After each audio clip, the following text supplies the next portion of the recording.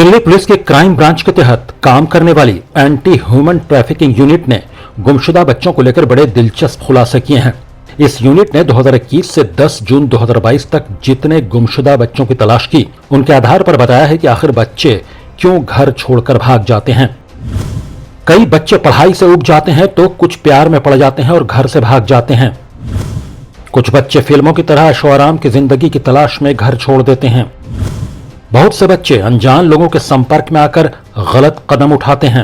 देश में करीब 47% बच्चे प्यार में पड़कर या फिर पढ़ाई से पीछा छुड़ाने के लिए घर से भाग रहे हैं। क्राइम ब्रांच की मानव तस्करी पर नजर रखने वाली और इसे रोकने वाली इकाई एंटी ह्यूमन ट्रैफिकिंग यूनिट यानी AHTU गुमशुदा बच्चों की तलाश के बाद इस निष्कर्ष पर पहुंची है। पुलिस ने 1.5 साल में 283 बच्चों की तलाश की है। उसने बताया करीब 46% गुमशुदा बच्चे 13 अलग अलग राज्यों में पाए गए, जबकि अकेले दिल्ली में 54% बच्चे मिले।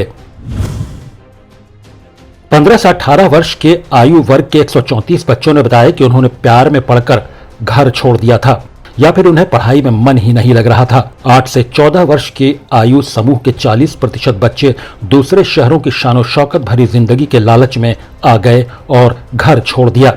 वहीं 13% बच्चों ने अलग अलग कारणों से घर छोड़ा था। AHTU के SP सुरेंद्र गुलिया ने कहा कि गुमशुदा बच्चों में ज्यादातर दिल्ली की झुग्गी बस्तियों या रिहैबिलिटेशन कॉलोनियों के हैं।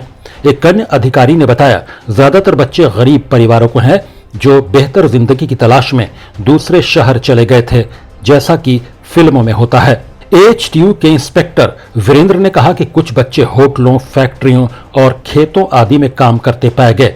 वहीं कुछ बच्चे भीख मांगते या घरेलू नौकर के रूप में काम कर रहे थे। वो घर छोड़कर भागे तो थे ऐशो आराम के लिए, लेकिन हालात और खराब हो गए। फिर भी कई बच्चे घर लौटना नहीं चाहते थे क्योंकि उन्हें माता पिता से पिटाई का डर था। कुछ को लगता था कि समाज में उन्हें स्वीकार नहीं किया जाएगा। उनका मन बदलने के लिए लंबे समय तक समझाना बुझाना पड़ा था।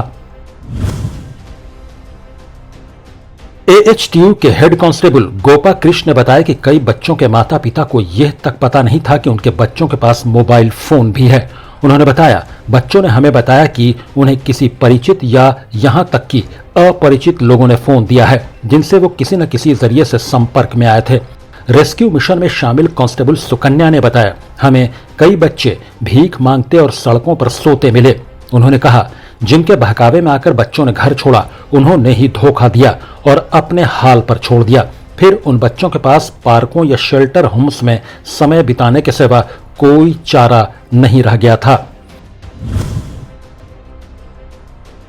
दिल्ली पुलिस के क्राइम ब्रांच के DCP विचित्र वीर ने कहा कि गुमशुदगी की रिपोर्ट दर्ज किए जाने के बाद पुलिस बच्चों को ढूंढकर उनके माता पिता को सौंपने के प्रयास में जुट जाती है। हालांकि यह आसान काम नहीं है।